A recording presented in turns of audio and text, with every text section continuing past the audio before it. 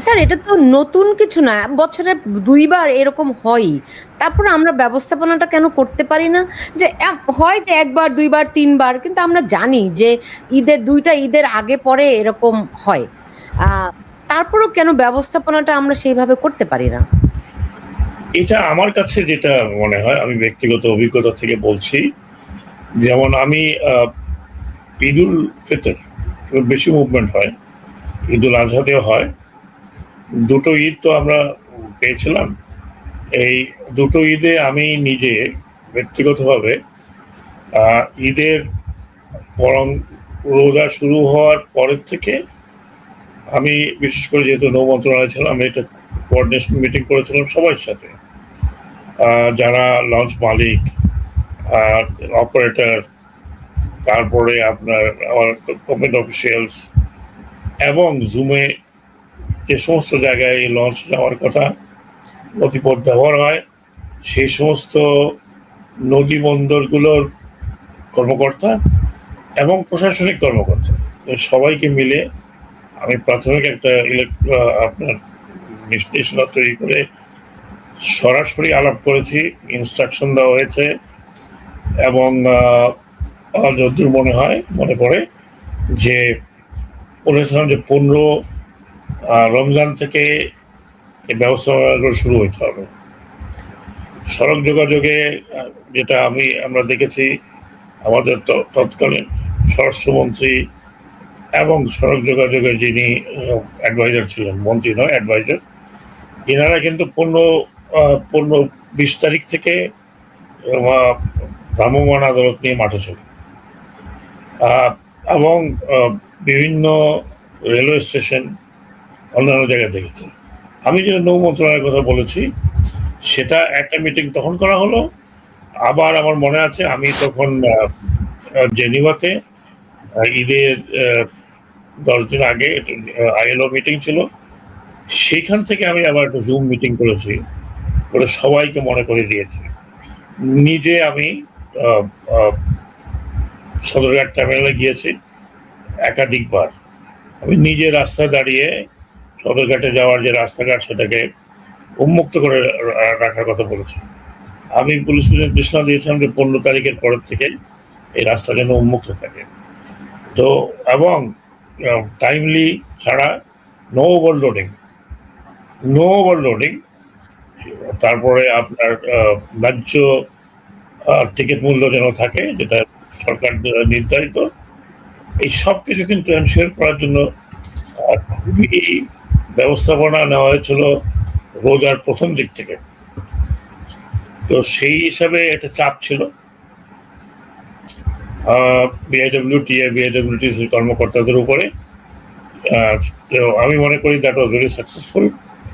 কোনো আপনি হয়তো পত্রিকা উল্টিয়ে দেখবেন যে এখানে তখন কোনো বড় ধরনের এরকম দুর্ঘটনার কথা ওঠেনি, চাঁদাবাজির কথা ওঠেনি। আরেকটি বিষয় কি, যেটা আমি মনে করি আমাদের দেশে যা হয়, পলিটিক্যাল পার্টি যখন গভর্নমেন্ট ফর্ম করে তখন এর নিয়ন্ত্রণ খুব ডিফিকাল্ট হয়ে যায়। কারণ হচ্ছে যে পলিটিক্যাল পার্টি তো এত সাপোর্টার, এত ওয়ার্কার, যারা ওয়ার্কার নাও তারাও এসে জুটে।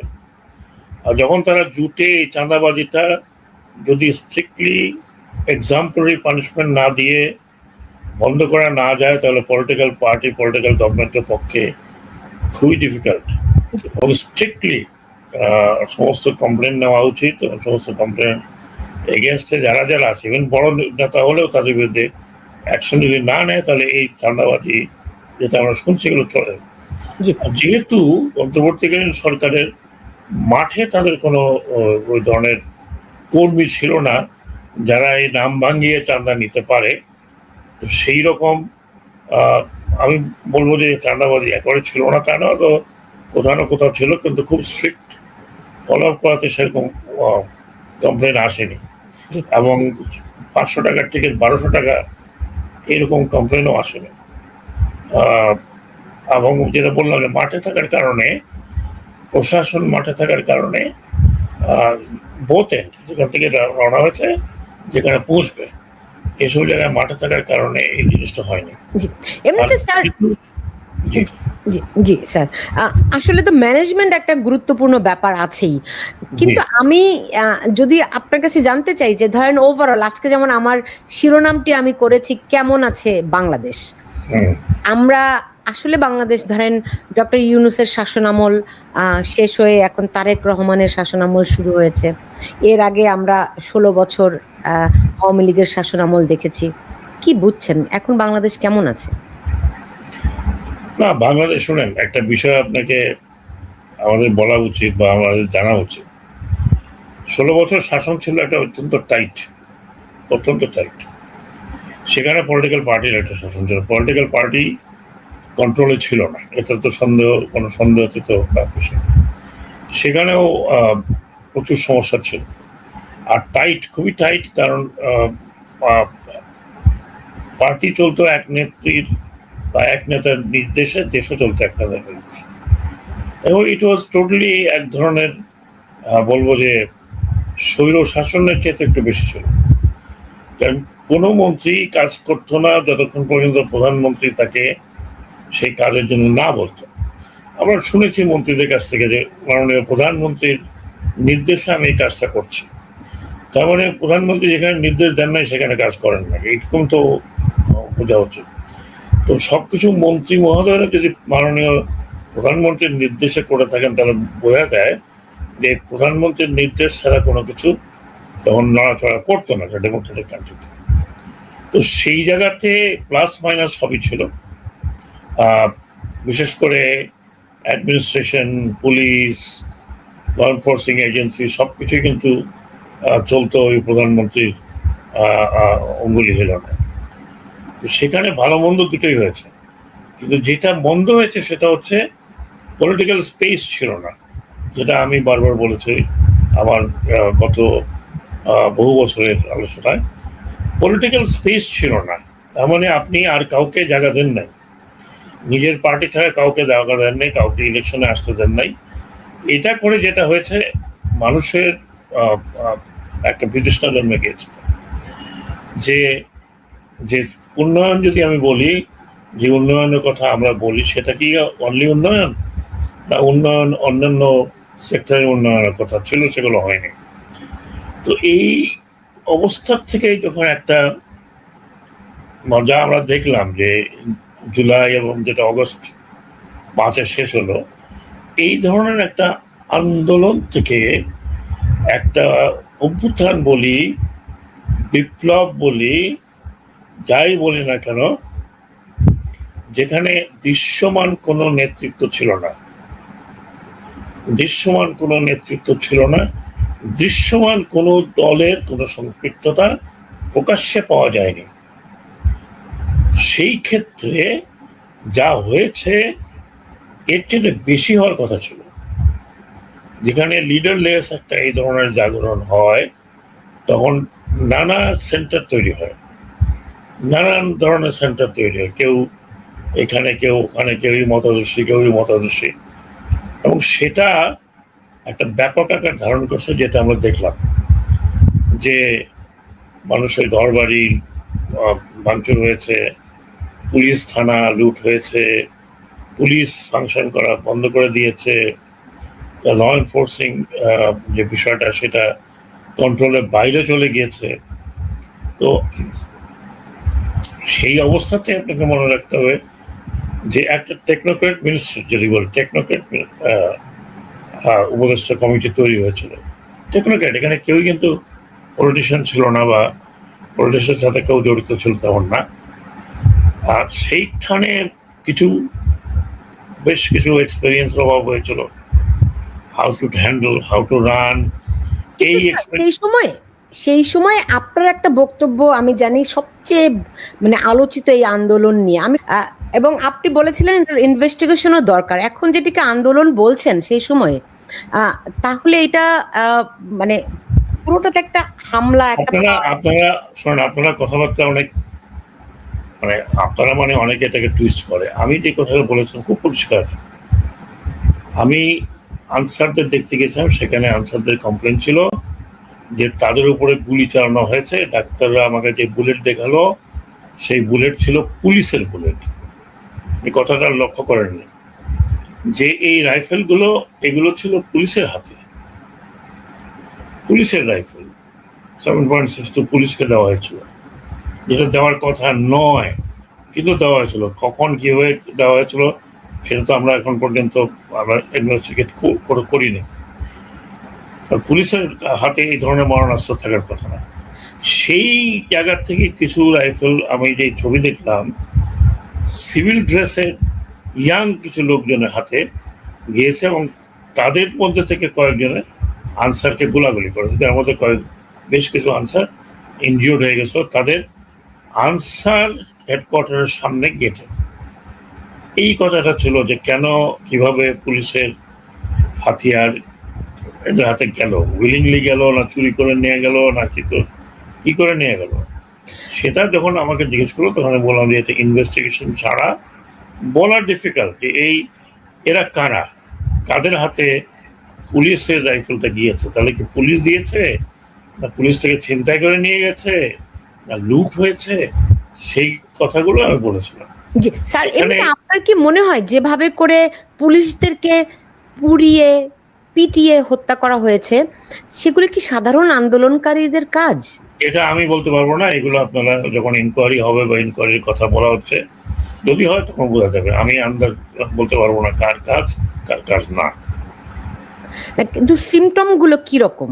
মানে শোনেন, যখন মব হয় এবং ওই সময় পুলিশের উপরে যে ধরনের মানুষের যারা ছিল এগেনস্টে তাদের মনোভাব কি আপনাকে বুঝতে হবে। যদিও এগুলো মোটেও অ্যাকসেপ্টেবল না কিন্তু হয়েছে এগুলো। এখন সেগুলো ইনকোয়ারি করলে বোঝা যাবে কারা করেছে, কে করেছে, কেন করেছে। অনেক অনেক অনেক হৃদয় বিদারক ঘটনাও ঘটেছে। পুলিশের যে সমস্ত অ্যাকশন ছিল সেখানেও অনেক হৃদয় বিদারক ঘটনা ঘটেছে যেগুলো আমরা ভিডিওতে দেখেছি। উভয় পক্ষ থেকেই কিছু ঘটনা ঘটেছে, কাজে এগুলো ইনকোয়ারি না হলে চট করে কোনো বলা ডিফিকাল্ট। স্যার ইনকোয়ারিটা হলো না কেন স্যার? সেটাও আমি বলতে পারবো না, সেটা আপনাকে জিজ্ঞেস করতে হবে মিনিস্ট্রি অফ হোম অ্যাফেয়ার্স। আপনি তো ওই মন্ত্রণালয়ের দায়িত্বে। ওই মন্ত্রণালয়ে আমি বোধহয় 8 দিন ছিলাম। 8 দিনের মধ্যে আমার সবচেয়ে প্রথম কাজ ছিল পুলিশকে নিয়ন্ত্রণে নিয়ে আসা এবং পুলিশের জায়গায় নিয়ে যাওয়া, থানাতে পাঠানো, রোড ট্রাফিকে করা এবং থানা ম্যান করা, ল অ্যান্ড অর্ডার সিচুয়েশনে যাতে তারা পুনরায় ফিরে আসতে পারে, সেটাই করতে করতে আমার আপনাকে সরিয়ে দিল কেন স্যার? সেটাও আপনাকে জিজ্ঞেস করতে হবে ওই সময় যারা অথরিটি ছিল। তারপর হয়তো আমার কোনো কথা তৎকালীন সময়ে কেউ বুঝেনি বা সেই কথাগুলো পুরোটা শুনেনি, না শুনে যে বললাম যে একটা রিয়াকশন, তখন তো সবাই রিয়াকশন করতো কোথায় কোথায়, সেখানে একটা রিয়াকশন হয়েছে। সেই জায়গাটাতে হয়তো সরকার প্রধান তখন যখন ছিলেন তিনিও তো মনে করেছেন যে আমার ওখান থেকে সরিয়ে অন্য কোথাও রাখলে ভালো হবে। সেটা কি ভালো হয়েছে স্যার? আলটিমেটলি সেটা আমি বলতে পারবো না, সেটা তো এখন যারা কথা বলছে সবই তো খারাপ বলছে, আমরা সব খারাপ কাজ করেছি। তো সব কি খারাপ হয়েছে কিনা, তত্ত্বাবধায়ক সরকারের সময় আজকে আপনারা যে তেলের ক্রাইসিস পাচ্ছেন না, এটা বহু আগে তেল এনে রাখা হয়েছে। এই গালফ ওয়ার শুরু হওয়ার সাথে সাথে 15 দিনের মধ্যে 17টি জাহাজ আসলো LNG নিয়ে। এগুলো তো এখন হয়নি, এগুলো তো অনেক লম্বা চড়া আপনার চুক্তির মাধ্যমে হয়েছে, কেনার মাধ্যমে হয়েছে। 14 বিলিয়ন থেকে $35 বিলিয়ন রিজার্ভ হয়েছে। কিন্তু যে রিজার্ভের কথা বলছেন স্যার, অনেক বিল তো পরিশোধ করা হয় নাই, ফলে বিল পরিশোধ সেই অঙ্ক প্লাস মাইনাস আমি বলতে পারবো না। অনেক বিল পরিশোধ করা হয়নি, কোন বিল পরিশোধ করা হয়নি সেগুলো দেখতে হবে। কিছু কিছু বিল পরিশোধ করা হয়েছে বলে আমি জানি, আমি তো এর মধ্যে যুক্ত ছিলাম না যে জ্বালানি মন্ত্রণালয় থেকে। তো এগুলো বললে তো হবে না, ওকে বলতে হবে কোনগুলো বিল পরিশোধ করার কথা ছিল করা হয়নি। সবচেয়ে বড় বিল তো ছিল একদম আমাদের চক্ষু বন্ধ করে আদানি। সবাই জানে বিদ্যুৎ বিল তো পরিশোধ করা হয়নি। সেটা বিদ্যুৎ বিল, সেটা আপনাকে বিদ্যুৎ মন্ত্রণালয় জিজ্ঞেস করুন, পরিশোধ করা হয়নি, কেন করা হয়নি, কত আগের থেকে বিলগুলো পড়ে আছে। এই তর্ক বিতর্কের মধ্যে আমি যাই না, কারণ আমি যেগুলো জানি না সেগুলো আমাকে জিজ্ঞেস করলে ওকে স্যার, আপনি যেগুলি জানেন আমি সেখানে যাই। আমি আপনার আরেকটা বক্তব্য দেখাতে চাই যেখানে আপনি আওয়ামী লীগ নিয়ে মন্তব্য করেছিলেন। এটা নিয়েও আপনার এখন দেশ, আসেন মন্তব্য না করতে কেন? চাই না, 1 মিনিট। Stops you. তাহলে নাগরিকত্ব তো কারো যায়নি, নাগরিক আচ্ছা সুলতান, এটাকে বন্ধ করবেন আপনি? 21 বছর প্রধানমন্ত্রী তো করেছেন, আপনি স্বেচ্ছায় চলে গেছেন। হ্যাঁ, কেউ স্যার বলুন আপনি কোথায় গেলেন? শোনেন, এটা আমাকে জিজ্ঞেস করবেন, এখন তখনকার কথা ছিল। জি এখন একটা গভর্নমেন্ট, ইলেক্টেড গভর্নমেন্ট আসছে, ইলেক্টেড গভর্নমেন্টের ভাষ্য শোনান। না, আমি আমি একটু আপনার অভিজ্ঞতাগুলি তো জানতে চাই স্যার, মানুষও জানতে চায়। না, আমি আপনি এগুলো আওয়ামী লীগ সম্পর্কে মন্তব্য করেছিলেন যে তাদের চলে আসা উচিত, তারা যেন সংগঠিত হতে পারে, সরকারের তরফ থেকে সাহায্য করবেন, সাপোর্ট দিবেন। তো তখনও নিষিদ্ধ করা হয়নি, পরে নিষিদ্ধ করা হলো কেন স্যার? আওয়ামী লীগ তো নিষিদ্ধ করা হয়নি, আপনারা ভুল বলছেন। কার্যক্রম নিষিদ্ধ, ওই তো। হ্যাঁ, কার্যক্রম নিষিদ্ধ, পার্টি তো নিষিদ্ধ করা হয়নি, জি পার্টির সিম্বল রয়ে গেছে। আর আমি এখনো বলছি, আওয়ামী লীগের তো অনেক ভোট আছে। হ্যাঁ, এখনো মানে আওয়ামী লীগের দুর্দশা মতো অবস্থাতেও তাদের 25 থেকে 30% ভোট থাকে। যারা এই পার্টি করেছে তারা বংশানুক্রমে পার্টি করছে। তো আপনি 30% লোককে বাদ দিয়ে বাংলাদেশের রাজনীতি হতে পারে না। হ্যাঁ, আর এই যেমন ধরুন গত 17 বা 18 বছর বা তারও বেশি বিএনপির কি অবস্থা ছিল? বিএনপি তো কোথাও দাঁড়াতে পারে, তাদের হাজার হাজার নেতারা জেলের মধ্যে ছিল, কিন্তু পার্টি তো রয়ে গেছিল। পার্টি তো এই 17 বছরে এমন হয়নি যে বিএনপি ভেঙে টুকরা টুকরা হয়ে গেছে, বিএনপির কোনো খবর নেই। আমাদের দেশে এই দুটো মেজর পার্টি, আমি এখনো বলছি দুটো মেজর পার্টি। অফকোর্স জামাতে ইসলামী থার্ড পার্টি হিসাবে হয়তো তাদেরও একটা ভোট ব্যাংক বেড়েছে, কিন্তু দুইটা মেজর পার্টি, এই দুইটা মেজর পার্টির ভিতরেই লোকজন ভোটাররা ডিভাইডেড। শুধু ভোটার না, সাধারণ জনগণও ডিভাইডেড। এখন যারা এই পার্টিকে বিপথে পরিচালিত করেছে, যারা এই জুলাই হত্যাকাণ্ডের মধ্যে জড়িত ছিল ডাইরেক্টলি ইনডাইরেক্টলি, যারা নেতৃত্ব ছেড়ে চলে গেছে, তাদের ক্রাইমের এগেনস্টে আমি মনে করি ডেফিনেটলি বিচার হওয়া উচিত, এতে কোনো সন্দেহ নেই। যারা নেতৃত্ব ছেড়ে চলে গেছেন তারা জেলে যেতে চান নাই বা তারা অন্যভাবে অন্য কিছু ভেবেছিলেন, এখন তারা যে নেতৃত্ব ছেড়ে চলে গেছে সেই নেতৃত্ব তো শূন্য থাকে না।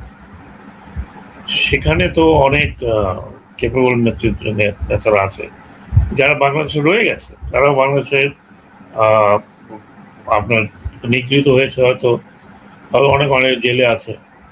তো এরা এর নেতৃত্বে আসবে আমি মনে করি, আশা করি। কিন্তু যারা পুরাতন নেতৃত্বে ছেড়ে চলে গেছেন তাদের পক্ষে ফিরে আসা উইল বি ভেরি ডিফিকাল্ট। বাংলাদেশে খুবই ডিফিকাল্ট। ধরুন একটা সরকার আসছে, সেই সরকার তো নির্বাচিত হয়ে 5 বছর থাকবে, 5 বছর পরে একটা ইলেকশন হবে। সেই ইলেকশনে কিভাবে তারা ফিরে আসবে কিনা আদৌ, অথবা আমি যদি বলি যে তাদের কার্যক্রম এখনো নিষিদ্ধ আছে, তাদের কার্যক্রম যখন শুরু হবে তারা কি রেগুলার প্রচলিত রাজনীতির মধ্যে আসবে না, তারা আবার অন্য কিছু করবে, এগুলো তো দেখার বিষয়। তবে এটা ঠিক, বাংলাদেশের দুটো পার্টি আছে, বড় দুটো পার্টি, যে দুটো পার্টি বাংলাদেশে আওয়ামী লীগ অনেক পুরনো, শুরু থেকেই স্বাধীনতা যুদ্ধের সময় থেকে শুরু করে আওয়ামী লীগের একটা রোল ছিল বড় ধরনের। তারপরে বিএনপি হয়েছে, বিএনপিও কম বছর হয়নি, ওভার 40 ইয়ার্স চলে গেছে বিএনপির।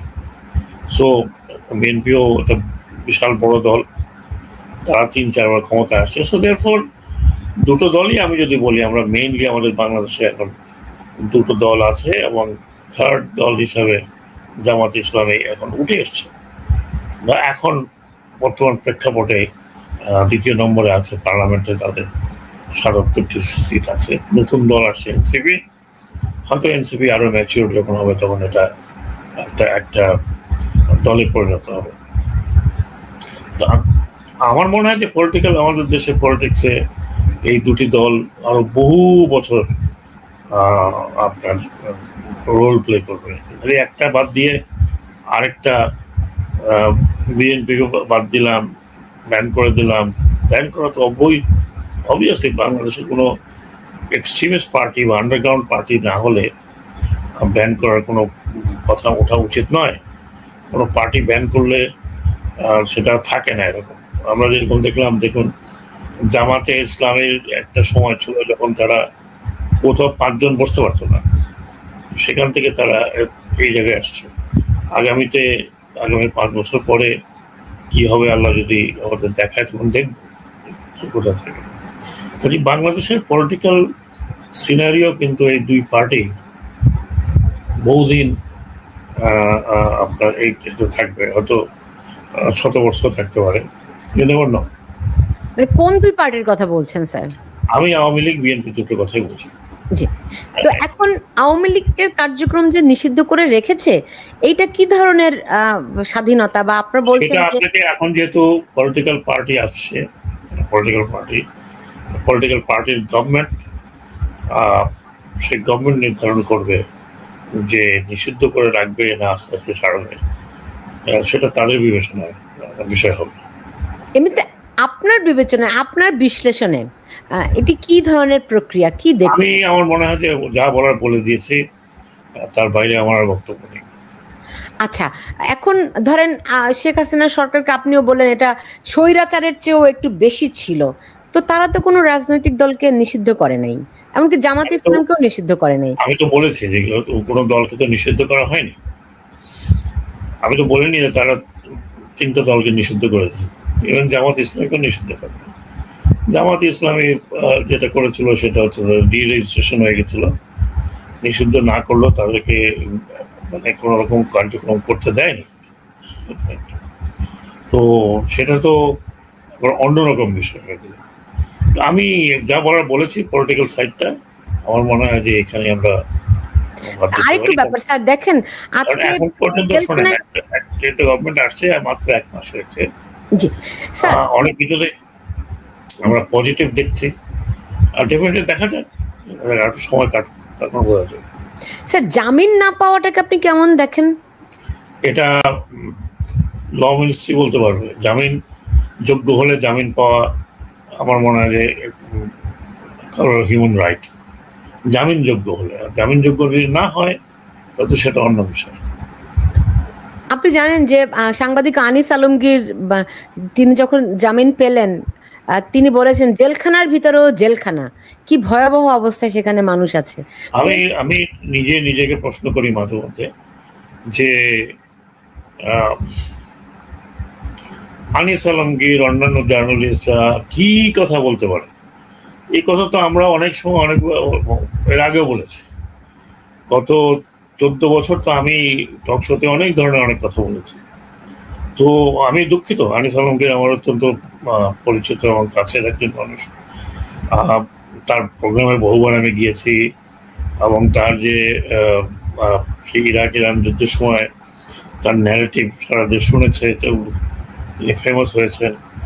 তো আমি জানি না কি কারণে সাংবাদিকদের 2-1 জন ছাড়া আমি যদি বলতে পারি হয়তো তারা ওভার রিয়াকশনে ছিল, কিন্তু বাকিদের কেন অ্যারেস্ট করা হয়েছে, কেন জামিন দেওয়া হলো না, সেটাও আমার পক্ষে বলা খুব ডিফিকাল্ট।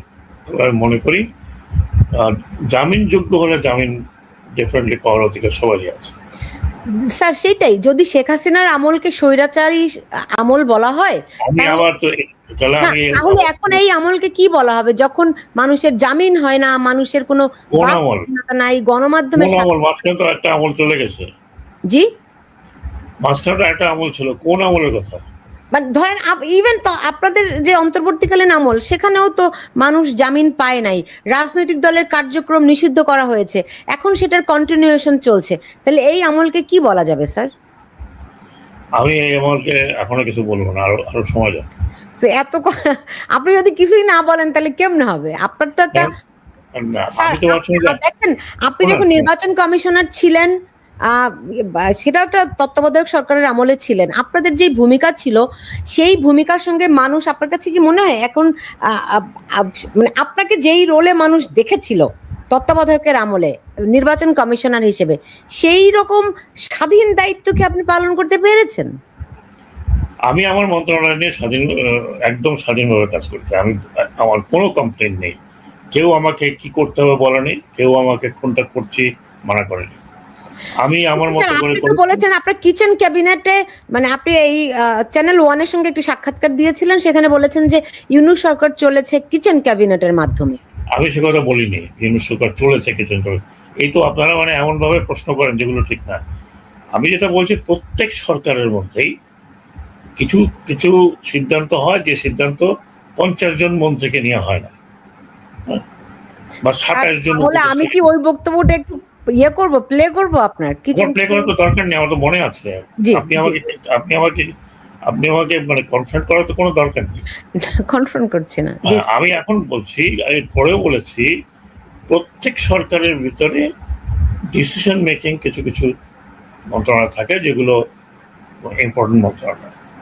এটাকে ইংলিশ বলা হয় কিচেন ক্যাবিনেট, যদি আমি ইংলিশ বিষয় নিয়ে আসি। আবার এটা তো আমি বলিনি।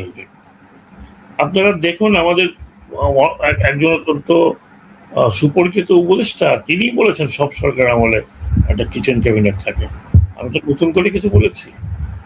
এটাকে নিয়ে বারবার একই কথা প্রত্যেক মন্ত্রণালয়। এই যে নতুন সরকার আসছে, এখানে উপদেষ্টা মন্ডলী নেই, আছে তো?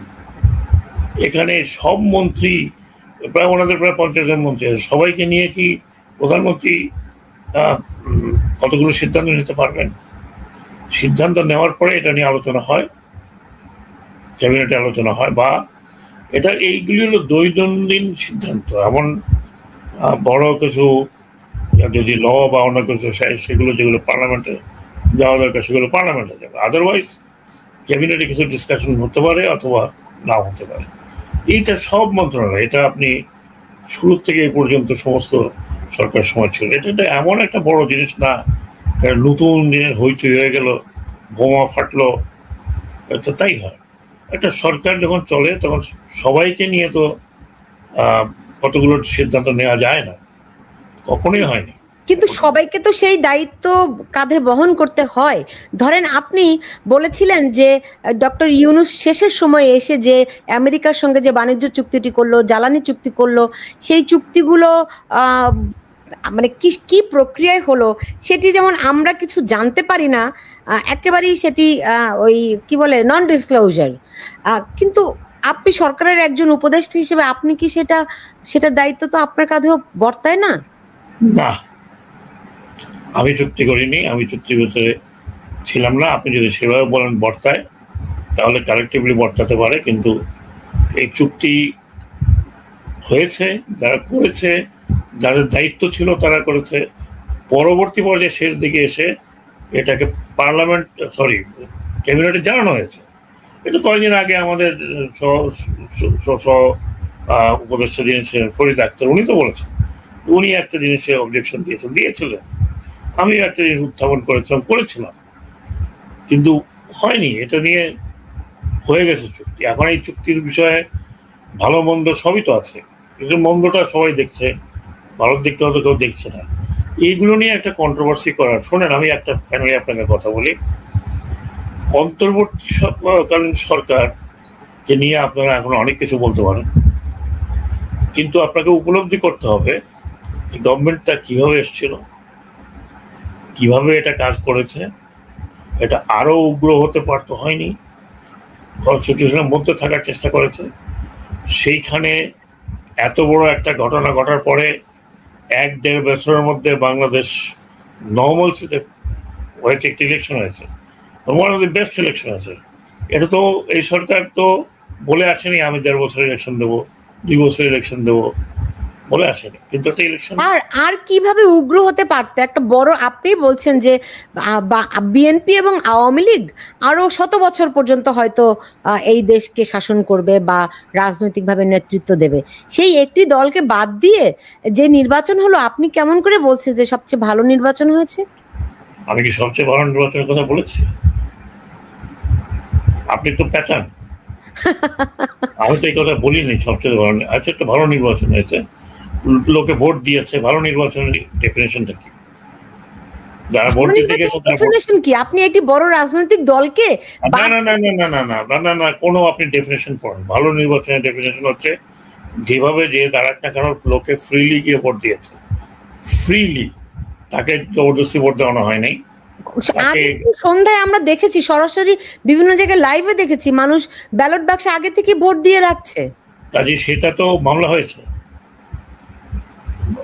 যারা যারা হেরেছে তারা মামলা ভোটের হিসাব মেলাতে পারেনি, হ্যাঁ ভোট না ভোট এবং সাধারণ ভোটের হিসাব মেলাতে পারেনি, মানে কোন বিবেচনা এটা একটা ভালো নির্বাচন আপনি বলছেন? আমি একটু আশ্চর্যই হচ্ছি, কারণ আপনি আমার বিবেচনা, আমার বিবেচনা যেটা, আপনারা ভালো নির্বাচন বলতে কি বোঝেন আমি জানি না।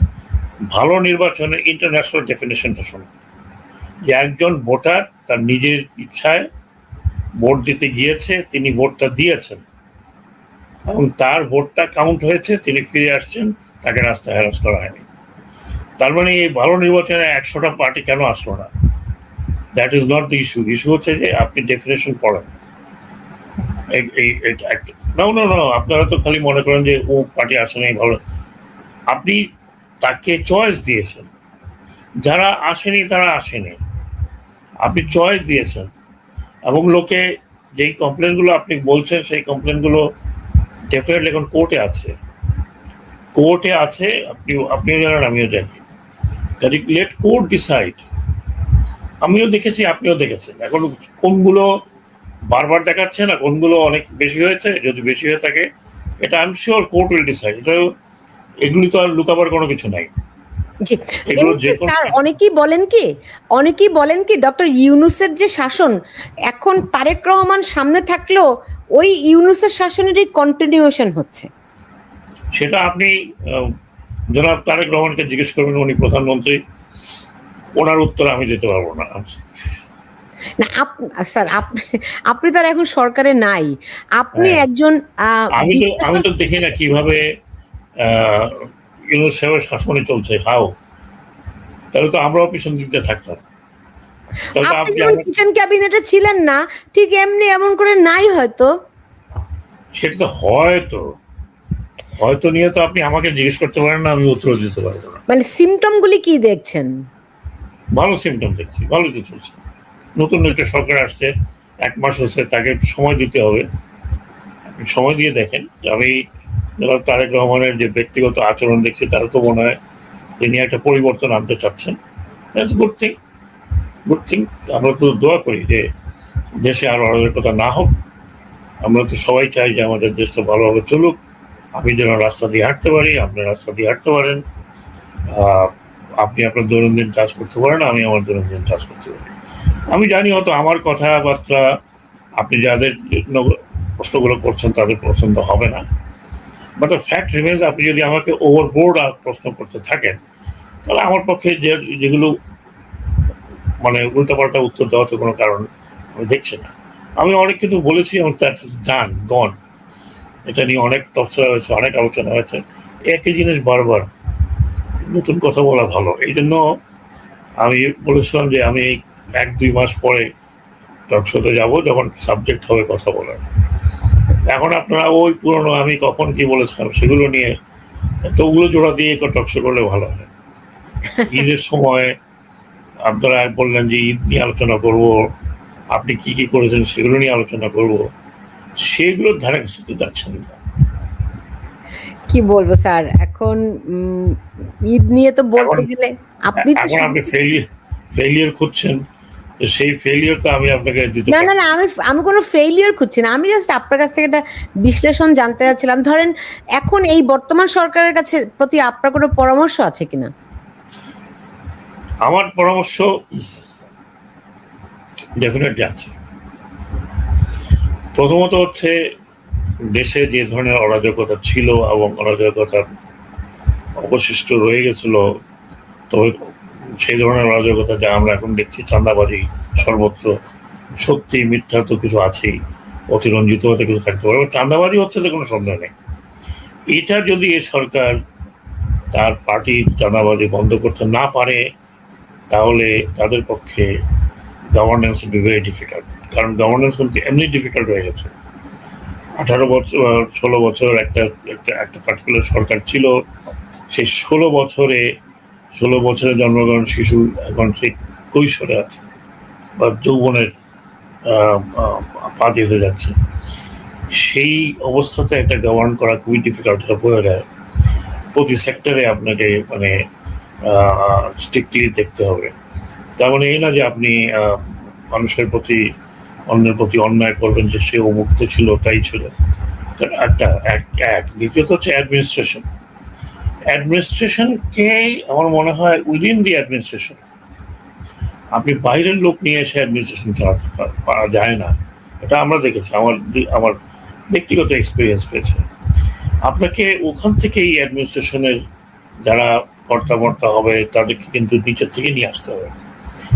যেটা হয় কি, টেম্পোরারি ঠিক আছে, কিন্তু এতে অ্যাডমিনিস্ট্রেশনের ভেতরে সেই ধরনের ডিসিপ্লিনটা ইনস্টিল করা যায় না।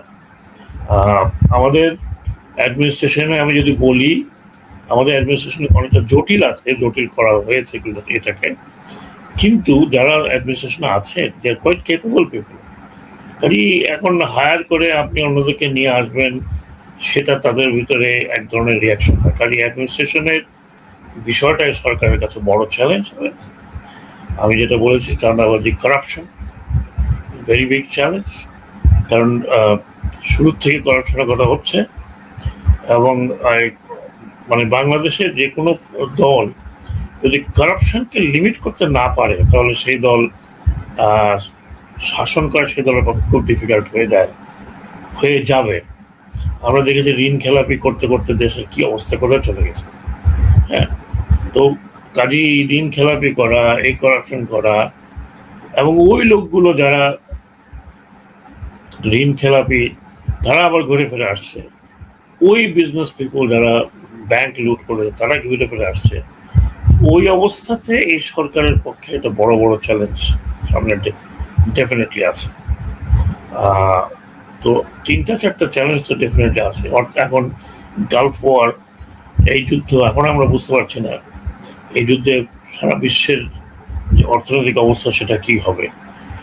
আমরা এখনো বুঝতে পারছি না, কারণ আমরা কিছু মজুদ আমাদের কাছে আছে, কিছু আমরা নিয়ে আসতে পেরেছি, কিন্তু ওভারঅল যখন আপনার ওয়ার্ল্ড ওয়াইড একটা রিসেশনের মধ্যে আমরা যাব, তখন আমাদের অর্থনৈতিক মন্দার বিষয়টিও দেখতে হবে। তো সব মিলিয়ে আমি বলবো যে আগে যেরকম মানে যদি এটা হতো যে এক পার্টি চলে গেছে, ইলেকশন হয়ে গেছে, আরেক পার্টি আসছে, একটা কন্টিনিউশন থাকে, দেন তারপর আমি বলছি ডেভেলপমেন্টের কথা। প্রান্তিক অঞ্চলের ডেভেলপমেন্টটা তেমন হয়নি যেমন আমরা এখানে দেখছি, বড় শহরগুলোতে দেখছি। আমি নিজে এটা দেখেছি যে সামান্য যোগাযোগ ব্যবস্থা পর্যন্ত আপনার প্রপার ছিল না। যেমন ধরুন, গত 16 বছরে এই উপকূলীয় কোনো অঞ্চল কানেক্টেড ছিল না। এখানে একটা মাফিয়া তন্ত্র চলেছে, এবং তারাই যোগাযোগ ব্যবস্থাকে, বিশেষ করে উপকূলের বিচ্ছিন্ন দ্বীপগুলোতে এই যোগাযোগ ব্যবস্থাকে সম্পূর্ণ কুক্ষিগত করে রেখেছিল, in the name of politics, in the name off party. সেই জায়গাগুলোতে কিন্তু কোনো ডেভেলপমেন্ট হয়নি। ডেভেলপমেন্ট কেন হয়নি? কারণ একটা যোগাযোগ ব্যবস্থা। এই কয়েকদিন আগে আপনি এখন দেখবেন হাতিয়া নিয়ে অনেক কিছু রিল বেরোচ্ছে। এই হাতিয়াকে যোগাযোগ করতে আমার লেগেছে প্রায় 1.5 বছরের মতো সময়। কারণ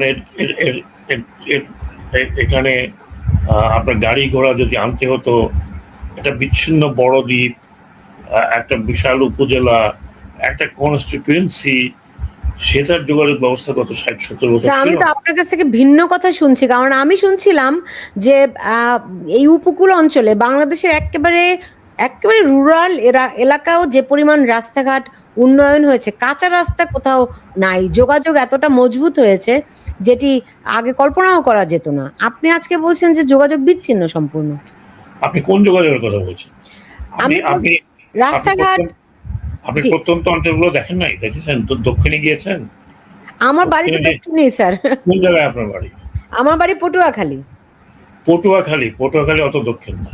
আপনি আরো দক্ষিণে যান, যেখানে দ্বীপাঞ্চলগুলো আছে, জি, যেটা সন্দ্বীপে কোনো কানেকশন ছিল না, রিভার রুটে হাতিয়ার কোনো কানেকশন ছিল না, তারপরে কুতুবদিয়া কোনো কানেকশন ছিল না, তারপরে আপনার মহেশখালী কোনো কানেকশন ছিল না। এগুলো তো বড় বড় এগুলো তো এখানে এখানে এগুলো তো মাফিয়া তন্ত্রে টাকা বানাবার জন্য এখানে কোনো কানেকশন করতে দেয় নাই। তো আপনি আপনি ওইদিকে খোঁজ নেন। আপনি রোড যেখানে আছে, রোড সেখানে আছে, রোড আপনি উপজেলাগুলো রোডের অবস্থা দেখেন কত খারাপ।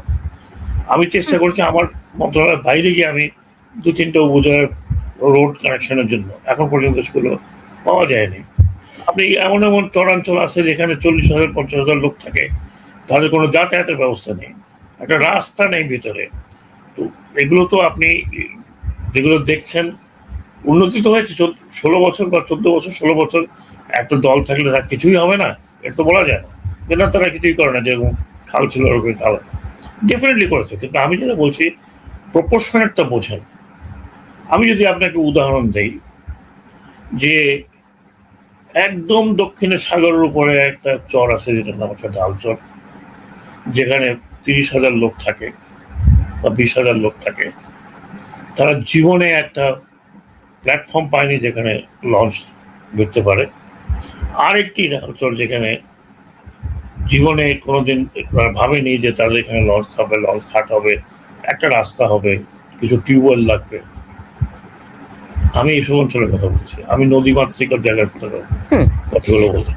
স্যার আমি এমনিতেই ধরেন আপনি তো প্রভাবের কথা বলছেন, যে চাঁদাবাজির কথা বলছেন।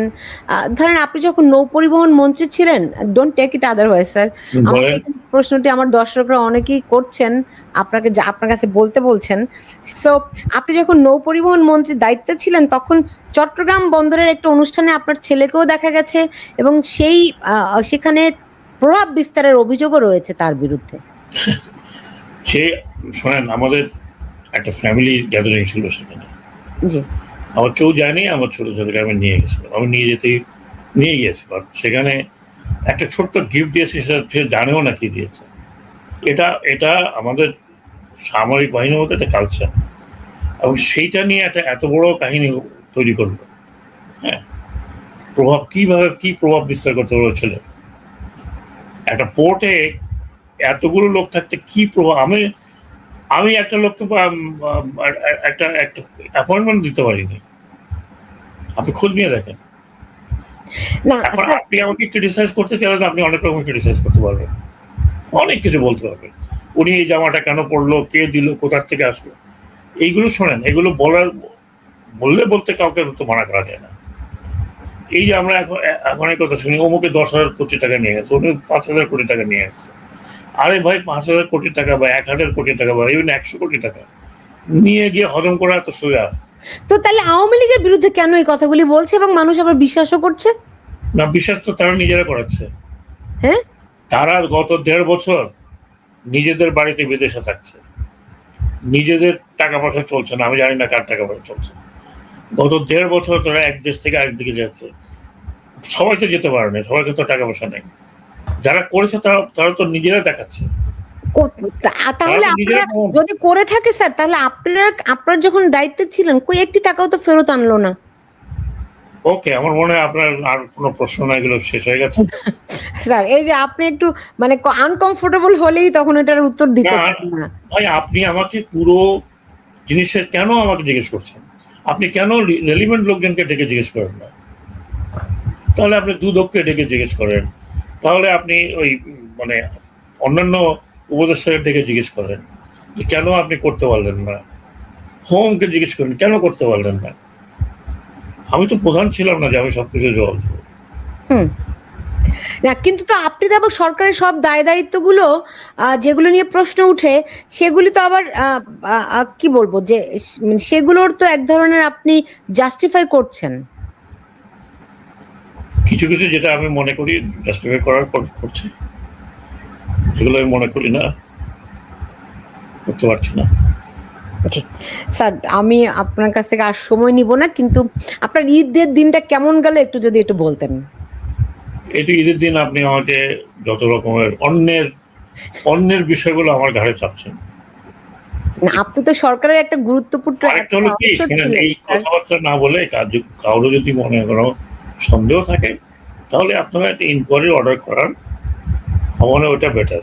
এই অমুকে এটা করে ফেললো, অমুকে প্রভাব বিস্তার করলো, অমুকে খেয়ে ফেললো, অমুকে দুবাইতে নিয়ে গেল, এগুলো বলে না বলে সলিড ইনকোয়ারির জন্য আপনারা বলেন প্রত্যেকের আমরা ইনকোয়ারি কেন বলবো? আপনি তো, আমার তো কোনো ক্ষমতা নেই স্যার, আপনার তো তাও ক্ষমতা ছিল, তখন তো করতে পারতেন। এখন তো আপনারা যেহেতু আমার বিরুদ্ধেও যখন এগুলো কথা আপনি প্রশ্ন করলেন, স্যার এখানে দর্শকরা না না না করছেন। জাস্ট খুব পার্সোনাল একটা কথা বললেন, আমার মনে হয় এর কথা ওর কথা না শুনে একটা ইনকোয়ারি করে দেখেন কেউ ইনফ্লুয়েন্স করতে পেরেছে কিনা।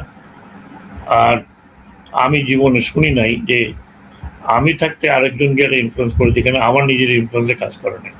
আমি তো বললাম, আমি একটা লোককে জেনুইনলিও একটা একটা চাকরি দিতে পারিনি।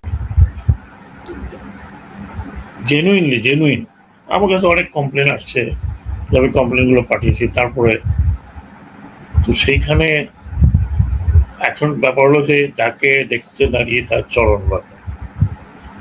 এখন যেহেতু মাঝখানে ইন্টারিম গভর্নমেন্ট ছিল, এখন ইন্টারিম গভর্নমেন্টের যত খুদ খাত দোষ যা আছে সব বের করতে হবে। স্যার আপনার কি মনে হয় না আগেও তো ইন্টারিম গভর্নমেন্ট ছিল এবং আপনি আগেও আপনি এটা ভুল করছেন, বেসিক ভুল করছেন। আগে ছিল একটা তত্ত্বাবধায়ক সরকার, যেখানে এই ধরনের আপহেবল হয়নি। একটা সরকার চলে গেছে এবং একটা কনস্টিটিউশনের মধ্যে দেওয়া একটা তত্ত্বাবধায়ক সরকার ছিল, যেখানে পুলিশ বলেন, আনসার বলেন, ভিটিপি বলেন, অ্যাডমিনিস্ট্রেশন বলেন, সব ইনট্যাক্ট ছিল, কোনোটা ভেঙে পড়েনি, সব ইনট্যাক্ট ছিল। সেখানে আইজিপির জায়গা ছিল, সেখানে চিফ সেক্রেটারি বা ক্যাবিনেট সেক্রেটারির জায়গা ছিল, সবাই সব জায়গায় ছিল। এটা কি তাই ছিল? এটা আপনারা, এইটা যদি আপনারা বুঝতে না পারেন, তাহলে তো আমার কথা বলে কোনো লাভ নেই। স্যার দেখুন, ধরেন 2008 সালে তখন তো আমি বাংলাদেশে ছিলাম, এবং ওই সময়ের পরিস্থিতিও যে খুব বেশি ভালো ছিল তা তো নয়, রাস্তাঘাট খুবই উত্তাল ছিল। সেরকম একটা পরিস্থিতির মধ্যে বিএনপি সরকারকে পদত্যাগ করতে বাধ্য হয়, তাই না? তারা হয়তো সবাই চলে যান নাই, কিন্তু পরিস্থিতি তো এরকমটি হয় নাই যে কেউ জঙ্গির মতো করে বিভিন্ন জায়গায় আক্রমণ চালাবে, পুলিশ হত্যা করবে। আবার আমি একই কথা বলছি, আমি আবার এক কথা বলছি, সেটা ছিল তাদেরকে বিদায় নিতে হয়েছে, তারা কিন্তু টার্ম শেষ করে বিদায় নিয়েছে। নো, তারা টার্ম শেষ করে বিদায় নেয়নি স্যার, তাদেরকে আন্দোলনের মাধ্যমে উৎখাত করা হয়েছিল। কবে? 2008 সালে বিএনপি সরকারকে আপনারা যখন দায়িত্ব নেন। আপনি এটা ভুল করছেন, সম্পূর্ণ ভুল করছেন আপনি। বলেন স্যার কোনটা ভুল? বিএনপি টার্ম শেষ, যে ঘটনাটি ঘটেছে সেটা ছিল তত্ত্বাবধায়ক সরকারের ব্যবস্থাপনা নিয়ে। তত্ত্বাবধায়ক সরকারের ব্যবস্থাপনা নিয়ে যেটা জাজদের বয়স বাড়িয়েছিল, একজনকে যিনি তত্ত্বাবধায়ক সরকারের হওয়ার কথা ছিল তাকে আওয়ামী লীগ অ্যাকসেপ্ট করেনি, এবং সেটা না করার কারণে তারা একটা সমস্যা করেছে। বিএনপি টার্ম শেষ হওয়ার পরে আপনি রেকর্ডটা ঠিক করেন। জি অবশ্যই, মানে তত্ত্বাবধায়ক সরকারের অধীনে তত্ত্বাবধায়ক সরকার নিয়ে একটা গন্ডগোল হওয়াতে তো ফখরুল সাহেব আসলেন।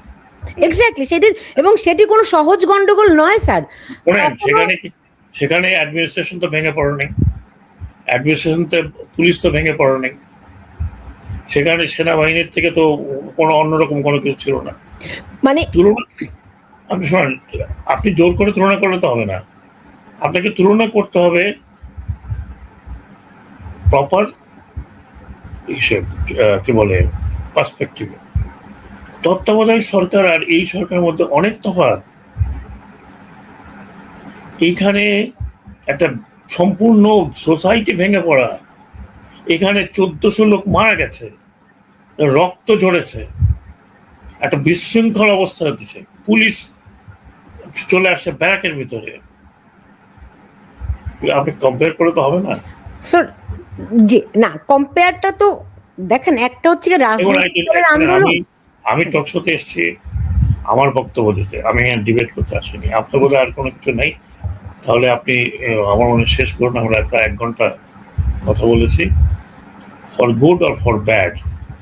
আমি জানি তো অনেকে আমাকে এখন ভাববেন যে আমি অমুকের জন্য কথা বলছি, তমুকের জন্য কথা বলছি। আমি ভাই যা জানি তাই বলেছি, আমি তার বাইরে কথা বলতে আপনি তো কিছুই বলেননি স্যার, এখন কি ভয় কাজ করছে কথা বলতে? না। আমি যা জানি না আগেও কথা বলতাম না, আমি এখনো যা জানি না কথা বলতে ভয়ের কোনো বিষয় নাই। আমার ভয় কি? আমি তো ওই যখন যে ভয় আপনি যে বললেন না, এখন লোকে বলবে যে অমুকের পক্ষে কথা বলেছে, তমুকের পক্ষে কথা বলেছে, এটা না, তো আমি সেটা বলিনি। অমুকের পক্ষে তমুকের পক্ষে কথা বলিনি। আমি বলেছি এই তো আপনারা আবার কথা বললে কথা অনেক প্যাচ মারেন। আমি যেটা বলেছি, আমি আমার জন্য কথা বলতে পারি। হ্যাঁ, আপনি যদি আমাকে জিজ্ঞেস করেন যে আইন মন্ত্রণালয় কি করেছে, আমি কিভাবে বলবো তার জবাবদিহিতা আমার কাছে আপনি চাইতে পারেন না। আপনি আমার কথা বলেন, আমার জবাবদিহিতার কথা বলেন, আমি চেষ্টা করবো পরিষ্কার করতে। তো এইগুলো আমার কথা পছন্দ হতে পারে, আমার কথা পছন্দ নাও হতে পারে।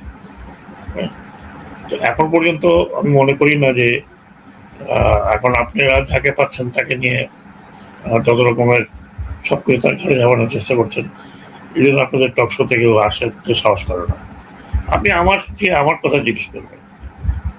আপনি দুনিয়ার সব কিছু আমাকে জিজ্ঞেস করেন চুক্তি কেন হলো, কি জন্য হলো, চুক্তি হলো আমি কি করলাম, আমি থামাতে পারলাম কিনা, এইগুলো তো প্রপার না। বুঝতে পেরেছি স্যার। এখন মানুষ ধরেন যারা দায়িত্বে থাকে তারা প্রশ্নকে ভয় পায়, তার প্রশ্ন শুনতে চায় না, প্রশ্ন নিতে পারে না, কারণ তাদের কাছে কি উত্তর নাই নাকি আমি তো বুঝতে পারি না, তার প্রশ্ন নিতে পারে না। আমি আপনাকে একটা কথা বললাম তো, আমি সবার দায়িত্ব তো নিতে পারি না। না তা তো নিশ্চয়ই স্যার। হ্যাঁ, আমি যদি বলতেন যে হ্যাঁ আপনি প্রধান ছিলেন এখানে, কাজের সম্পূর্ণ দায়িত্ব আপনাকে বলতে হবে, আমি তো প্রধান ছিলাম না, আমি একজন ছিলাম। না স্যার, আপনি আমার কাছে সবার উত্তর তো পাবেন না। আমি যেটা জানি না, আমি যেটা জানি না ওটাকে আমি জোর করে কথা বলতে পারবো যে অমুকটা কেন হইলো, এটাকে আমি জোর করে বলতে পারবো? ফ্যাক্টস আর ফ্যাক্টস। এটা তো আমার বিশ্লেষণ না যে কেন হলো। বিশ্লেষণ করতাম যদি অন্যরকম হতো, কেন হলো, কেন পারলো না, এগুলো তো আপনাকে রেলিভেন্ট লোকজনকে জিজ্ঞেস করতে হবে। এমনিতে হয় কি স্যার, দেখেন আমরা তো আমি কখনো তো প্রশ্ন করতে ভয় পাই না, বা প্রশ্ন করতে আমার কখনো অসংকোচ লাগে না। এবং আপনাকে যতখানি দেখেছি আমি সরাসরি, যখন আপনি ইলেকশন কমিশনার ছিলেন, আমি কখনো তো ফিল করি নাই যে আপনাকে এই প্রশ্নটা করা যাবে না, ওই প্রশ্নটা করা যাবে না। আপনি কি মনে করেন আমি ইলেকশন কমিশনের বাইরে কোনো কথা বলেছিলাম? না। আমি আমার দায়িত্বের বাইরে কথা বলেছিলাম? আমি কি চিফ ইলেকশন কমিশনার হয়ে কথা বলেছিলাম? আমি অ্যাজ এ কমিশনার কথা বলেছিলাম। কিন্তু আপনাদের যেরকম টিম ওয়ার্ক ছিল, আপনার তিনজন ছিল টিম ওয়ার্ক। হ্যাঁ, 3 জন। এখানে 27 জন লোকের সবগুলো তো আমার জানার কথা ছিল। সপ্তাহে একদিন ক্যাবিনেট মিটিং হতো, যার যার মন্ত্রণালয় তারা সামলিয়েছে। তো সেটা আমি কি সবগুলো খোঁজ নিতে গেলাম যে অমুক কেন করলো, এটা কি করছে, ও পররাষ্ট্র মন্ত্রণালয় কি করছে, স্বরাষ্ট্র, এটা তো সম্ভব না। আপনি আপনি আপনি প্রাক্তন একজন মন্ত্রীকে আনুন, জিজ্ঞেস করেন, তিনি সব জানেন, সব বলতে পারবেন। আপনি কি প্রাউড যে আপনি ডক্টর ইউনূস সরকারের একজন উপদেষ্টা ছিলেন? I am proud because I worked.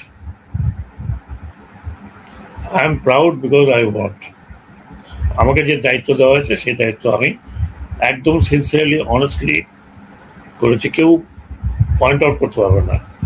বাকি এসব কে কোথায় কি বললো না বললো এগুলো বলতেই পারে, বাতাস লাগতেই পারে, বাট দ্যাটস অল রাইট। কিন্তু যার কোনো সন্দেহ থাকে সে কিন্তু ইনকোয়ারির জন্য আমিও প্রস্তুত, আমি অত্যন্ত ওপেন, নো প্রবলেম।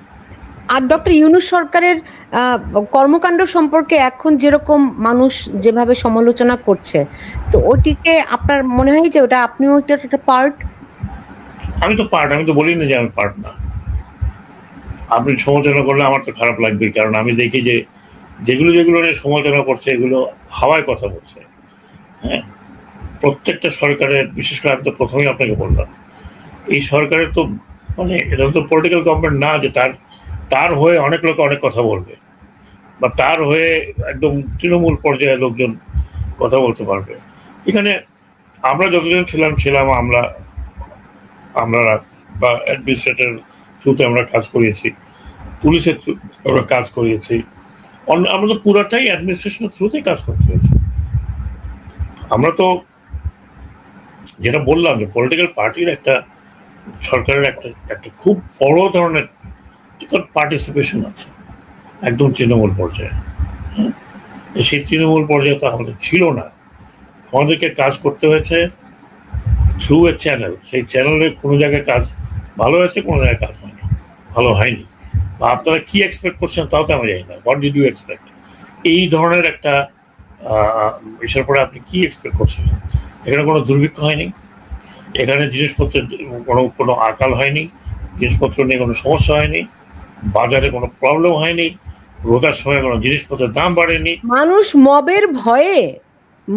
মবের ভয়ে নড়াচড়া পর্যন্ত করতে পারতো না, মুখ খোলা তো দূরের কথা। তাই নাকি? আপনি তো দূরের থেকেই জানছেন। এখানে তো আমি নিজেও তো নড়াচড়া, আমার ফ্যামিলি নড়াচড়া করে, অন্যদের নড়াচড়া করেছে। মব হয়েছে মবের জায়গায়। এটা মব শুধু রাস্তাঘাটে আপনি গেল, আপনি পিছিয়ে রকম হয়নি। একটা একটা বিষয় যেটা, মবটা ভালো হয়নি, নট অ্যাকসেপ্টেবল। যে কারণেই হচ্ছে নিয়ন্ত্রণ করা যাদের দরকার ছিল করা হয়নি, ফ্যাক্ট। তো সত্যি কথা, না হলে ভালো হতো। কিন্তু যেভাবে একটা যিনি ছেড়ে দেওয়া হলো, যে ঘটনা, এত বড় একটা ঘটনার পরে, তো সেখানে অন্যান্য দেশে যা হয়েছে খারাপ হয়েছে। আমি তো এটা বলছি না যেটা খুব ভালো হয়েছে। এখানে তো আমাদের বড় ধরনের ফেলিয়ার আছে, ডেফিনেটলি, অ্যাকসেপ্ট দ্যাট। ঠিক হয়নি। এখন কেন কন্ট্রোল করতে পারেনি সেখানে যাদের দরকার ছিল কন্ট্রোল করা, সেটা তো তাদেরকে আপনি জিজ্ঞেস করেন প্লিজ। জি, আমি তো নিজেই মনে করি এইগুলো যা হয়েছে that is not good example. এবং এই মবের কারণে যতটুকু এই সরকারের কৃতিত্ব ছিল তার বেশিরভাগই মবের কারণে নষ্ট হয়েছে। বাট আমি একটা কথা বলি আপনাকে, যে টাইম পাস, হয়তো কিছু ভালো জিনিসও দেখবেন যে এই অন্তর্বর্তীকালীন সরকার কতগুলো ভালো কাজ করে গেছে। যেইভাবে একটা আনরুলি জায়গার থেকে কিছুটা রুলের মধ্যে নিয়ে আসা হয়েছে, একটা ইলেকশন করে একটা নির্বাচিত সরকারের কাছে ক্ষমতা হস্তান্তর করা without any hitch, without any কোনো শর্ত ছাড়া। কিন্তু আপনি তিনটা প্রশ্ন করতে পারেন, of course that's the fact, okay, that's the fact. বুঝতে পেরেছি স্যার। Thank you very much. আপনি মানে তারেক রহমানের সরকারের প্রতি আপনি দুই একটা পরামর্শ দিয়েছেন, আওয়ামী লীগের জন্য আপনার কোনো পরামর্শ আছে নাকি? আওয়ামী লীগের জন্য পরামর্শ হচ্ছে, আওয়ামী লীগ যে খারাপ কাজ করেছে সেটার জন্য যারা দায়ী তাদেরকে জবাবদিহি করতে হবে, এবং তারা যদি স্বীকার করেন যে তারা খারাপ কাজ করেছেন সেটা জনগণের কাছে বলতে হবে। জনগণ যদি খারাপ কাজ করেছে আপনি একটু এক্সপ্লেইন করতে পারেন আমাদেরকে? 1400 লোক মারা গেছে, তার দায়িত্ব কে? এটার হিসাব তো দিতে পারে নাই। কে দিতে পারে না? মানে কোথাও জাতিসংঘ বলছে, আর কি হিসাব দিবেন স্যার? জাতিসংঘের মধ্যে তো আপনার 5ই আগস্টের পরেও যে পুলিশ হত্যা তাদেরও এটার মধ্যে ইনক্লুডেড করা হয়েছে। এটাও যদি না মানে, স্যার আপনারাও তো কোনো তালিকা দিতে পারেন নাই। আরে ভাই, একটা লোক তো মারা গেছে, দুইটা লোক মারা গেছে, চারটা লোক মারা গেছে নাকি? নাও তাও না, তা তো গেছি, কিন্তু কোনো তালিকাও তো আপনারা প্রণয়ন করতে পারেন না। আরে তালিকা কি প্রণয়ন করবেন না করবেন তো আমি বলতে পারবো না। তাহলে ঢালাও ভাবে 1400 লোক মারা গেছে এটা বলাটা, জাতিসংঘ যে ফিগারটা বলেছে, জি, তারা কিভাবে মারা গেছে, তারা কি পুলিশও মারা গেছে না পুলিশ থেকে মারা গেছে, হোয়াট এভার, এই ঘটনার জন্য যারা দায়ী তারা একবারও স্বীকার করেছেন সরি? এগুলো তো আপনি এখন আমেরিকা বসে বললে তো হবে না। আপনি তো এখানে সরাসরি নিজের চোখে দেখেছেন। What else? আমি তো সেটা বলছি। সেটার জন্য যারা দায়ী তাদেরকে দায়িত্বটা নিতে হবে, এবং পলিটিক্যাল পার্টির দায়িত্ব নিয়ে সরি বলা, এই করা, ওটা করা, মামলায় যাওয়া, এটা তো কোনো বিষয় না। তো এটা তো পার্ট অফ পলিটিক্যাল পার্টি। ক্ষমা চায়নি লোকজন। তো আমার কাছে তো ভাই তাদের মানে কোনো পার্টির জন্য কোনো উপদেশ নেই, আমি সরকারের জন্য যা করা বলেছি। How the party will run, party নিজেরা জানে। বিএনপি কীভাবে চলবে বিএনপি জানে, জামাত কীভাবে চলবে জামাত জানে, আওয়ামী লীগের ভবিষ্যৎ কি আওয়ামী লীগ জানবে। আমি যদি পার্টি করতাম তাহলে আমি বলতাম। স্যার, এমনিতে দেশের রাজনীতিতে কি ভারসাম্য আছে? Thank you very much. আমার মনে হয় আমরা এখানে শেষ করি। স্যার, এই প্রশ্নটার উত্তরটা দিবেন না, রাজনীতিতে ভারসাম্য আছে কিনা? ভারসাম্য ডেফিনেটলি আছে। নইলে অপোজিশন কিভাবে হতো আর সরকার কিভাবে গঠিত হতো, কিভাবে গঠিত হতো? 60% ভোট তো পড়েছে, তাই না? আপনার সন্তুষ্ট আর কি এখন বাংলাদেশ যেভাবে রান করছে, বাংলাদেশ ভালো আছে বলে মনে করছেন? মাত্র 1 মাস রান করছে, কাজেই 1 মাসে আপনি বলতে পারবেন না কিভাবে রান করেছে। মাত্র 1 মাস।